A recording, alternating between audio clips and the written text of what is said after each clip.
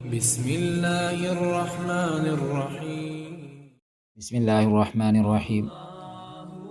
ترمذی شریف میں سیدنا حضرت ابو ہریرہ رضی اللہ تعالیٰ عنہ سے ایک روایت ہے، وہ حضور اکرم صلی اللہ علیہ وسلم کے ارشاد نقل کرتے ہیں کہ جب میری امت 15 خصلتیں اختیار کر لے گی تو اس پر مصائب اس طرح آئیں گے جس طرح کسی ہار کا دھاگا توڑ دیا جائے اور موتی لگاتار گرتے چلے جائے۔ فرمایا عزت تو خزل فی ادو علا، کہ جب حکمران عوام کے محصولات کو ذاتی جاگیر سمجھیں گے، یعنی عوام کا پیسہ اس طرح کھا جائیں گے جس طرح انسان اپنی ذاتی چیز کو استعمال کرتا ہے۔ نمبر 2 فرمایا والامانۃ مغنمہ، امانت کو مال غنیمت سمجھا جانے لگے، یعنی امانت کو ادا کرنے کے بجائے خود استعمال کر لیا جائے، یعنی امانت کے اندر خیانت ہونے لگے۔ والزکوٰۃ مغرمہ، زکوٰۃ کو تاوان سمجھا جانے لگے، یعنی خوشی سے دینے کے بجائے ناگواری سے دی جائے۔ وتعلم لغیر الدین، اور علم دین کے لیے نہیں بلکہ دنیا کے لیے حاصل کیے جانے لگے۔ وَأَطَاعَ الرَّجُلُ امْرَأَتَهُ وَعَقَّ أُمَّهُ، آدمی بیوی کی فرما برداری اور ماں کی نافرمانی کرنے لگے، یعنی آدمی اپنی بیوی کا فرما بردار ہو جائے گا اور ماں کا نافرمان بن جائے گا۔ وَأَدْنَىٰ صَدِيقَهُ وَأَقْصَىٰ أَبَاهُ، دوست کو قریب اور باپ کو دور کر دے گا، یعنی ایک وقت ایسا آئے گا کہ آدمی اپنے دوست کو گلے لگائے گا، خوش اخلاقی سے پیش آئے گا، باپ کے ساتھ دوست سے بھی برا سلوک کرے گا۔ فرمایا وظہرت الاصوات فی المساجد، مسجدوں میں کھلم کھلا شور مچائے جانے لگے۔ وساد القبیلۃ فاسقہ، قوم کی سرداری فاسق کرنے لگے، یعنی قوم کا جو سردار ہے وہ فاسق آدمی بن جائے۔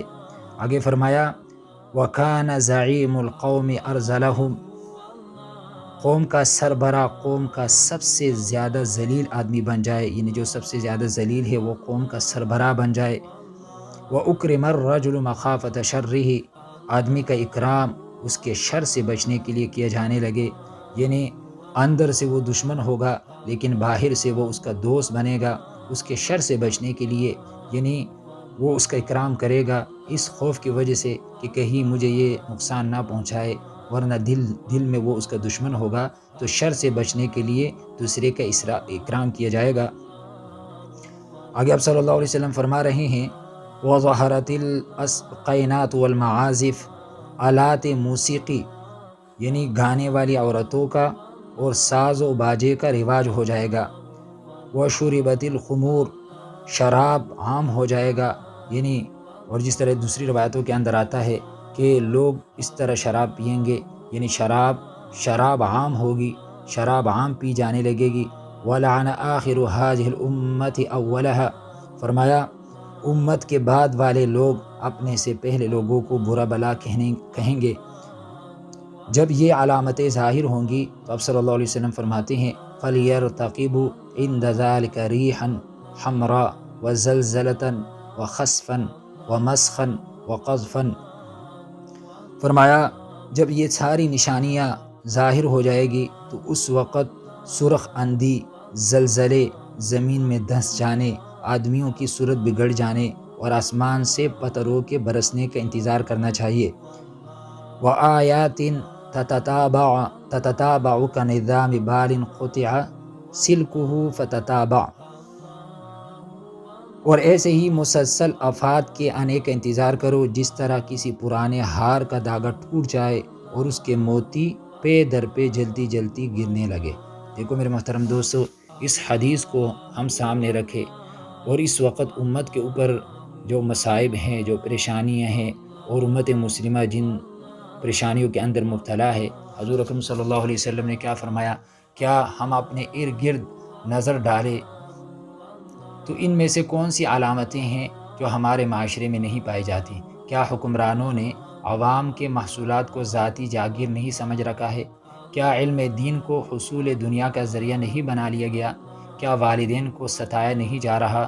والدین کی نافرمانیاں نہیں کی جا رہی؟ کیا کیا قوم کے بدترین افراد لیڈر اور رہنما بنے ہوئے نہیں ہیں؟ کیا زکوٰۃ کو تاوان اور ٹیکس نہیں سمجھا جا رہا؟ کیا اسلاف کے کردار پر کیچڑ نہیں اچالا جا رہا؟ یعنی علامتیں تو بری ہو چکی ہیں، اب عذاب کا انتظار کرو۔ اور انتظار کیا کرنا ہے؟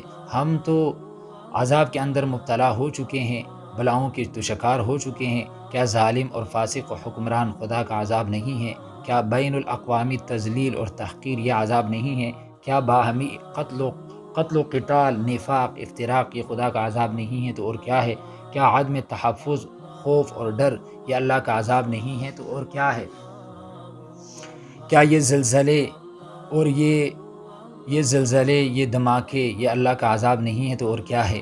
یہ سب بلائیں اور مصیبتیں ہم اپنے آنکھوں سے دیکھ رہے ہیں، مگر ہمیں توبہ کی توفیق نصیب نہیں ہوتی۔ میرے محترم دوستو، اگر دیکھا جائے تو جتنی علامتیں حضور اکرم صلی اللہ علیہ وسلم نے بیان فرمائی ہیں قرب قیامت کی، یا کہ جس وقت یہ چیزیں میری امت کے اندر ہوں گی تو ان کے اوپر اس طرح عذابات آئیں گے، جس طرح فرمایا کسی ہار کا داغا ٹوٹ جائے اور اس کے جو موتی ہیں وہ نیچے زمین پر گرنے لگے، اسی طرح مصیبتیں آئیں گی۔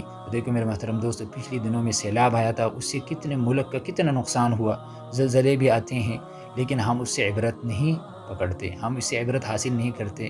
آج دیکھو یہ ساری نافرمانی ہمارے معاشرے کے اندر عام ہے، کس طرح ماں باپ کی نافرمانی ہو رہی ہیں، زکوٰۃ کو ہم تاوان سمجھتے ہیں، ٹیکس سمجھتے ہیں، خوشی سے ادا نہیں کرتے، امانت کے اندر خیانت عام ہے، مساجد کے اندر شور بھی ہے۔ اس طرح میرے محترم دوستو، یہ جو امت کے بعد والے لوگ ہیں وہ کس طرح پہلے لوگوں پر تبرہ کر رہے ہیں، ان کو برا بھلا کہتے ہیں۔ تو میرے محترم دوستو، ہمیں چاہیے ہے کہ ہم اللہ تعالیٰ کی طرف رجوع کریں، ان گناہوں سے توبہ کریں۔ جب تک ہم توبہ نہیں کریں گے ہمارے حالات بہتر نہیں ہوں گے۔ اللہ تعالیٰ کے بارگاہ میں دعا ہے کہ اللہ تعالیٰ ہمیں صدق دل سے ان گناہوں سے بچنے کی توفیق عطا فرمائے۔ اللہ تعالیٰ امت مسلمہ کے حال پر رحم فرمائے۔ وآخر دعوانا ان الحمد للہ رب العالمین۔